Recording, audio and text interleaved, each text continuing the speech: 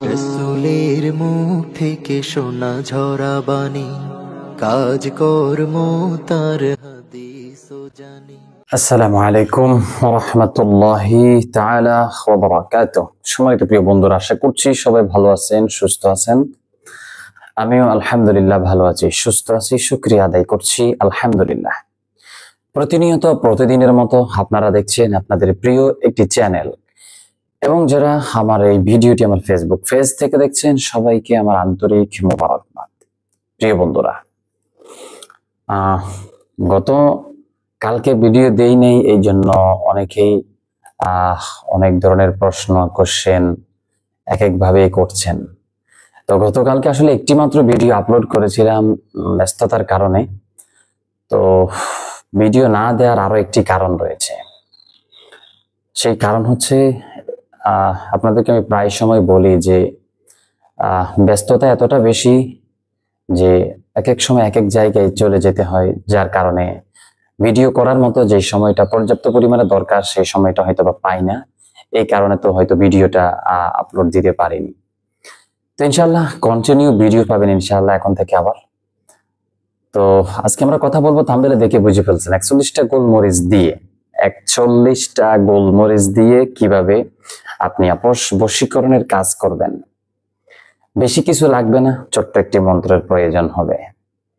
কাঙ্ক্ষিত যে ব্যক্তিকে আপনি বশীকরণ করতে চাচ্ছেন, আয়ত্ত করতে চাচ্ছেন, শুধুমাত্র তার নাম লাগবে, বাবার নাম, মায়ের নাম লাগবে।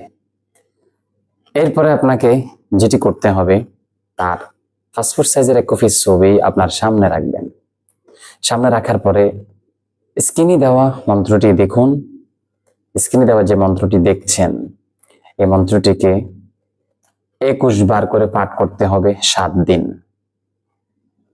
এটিকে একদম ঠিক দুপুর যখন দ্বিপ্রহর যখন হয়, ঠিক দুপুরের সময় এটি আপনাকে পাঠ করতে হবে 7 দিন, এক নাগাতারে 7 দিন পাঠ করতে হবে 21 বার করে। 7 বার পাঠ করার পরে প্রত্যেকটা বার পাঠ করার পরে তার ছবির মধ্যে ফু দিবেন এবং নামগুলো উচ্চারণ করবেন, এবং আপনি বলবেন অমুকের ছেলে অমুক, অমুকের মেয়ে অমুক, অমুকের জন্য যেন বশীভূত হয়ে যায়। শুধু এতে কতটুকু বলতে হবে।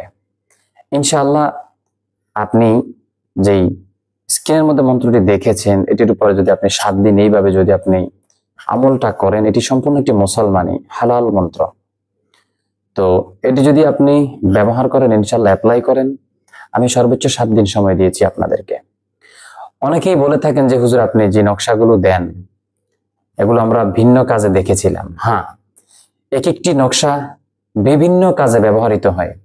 একটি নকশা শুধু একটি কাজের জন্য ব্যবহৃত নয়, একটি নকশা একাধিক কাজের জন্য ব্যবহার করা যায়।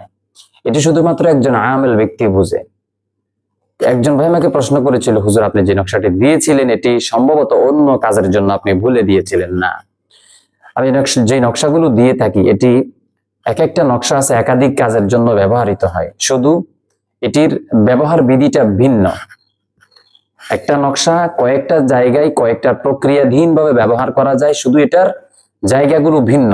এক একটা জায়গায় এক একটা কিছু করতে হয়, কোথাও একটা লিখতে হয়, কোথাও 3টা লিখতে হয়, কোথাও 7টা লিখতে হয়, কোথাও এটার কিছু একটা ব্যতিক্রম আছে। তো এটা হয়।